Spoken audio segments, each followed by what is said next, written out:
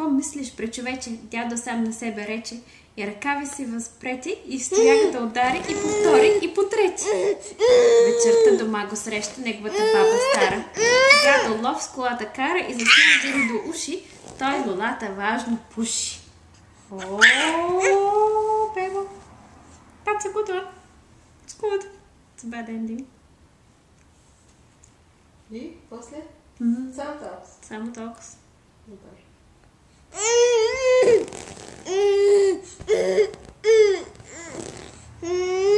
Добре, се наведе да се изправя. Няма да прави нещо.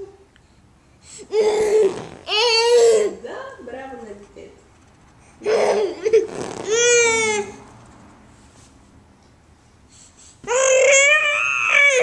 Или лак тятовата ръкавичка?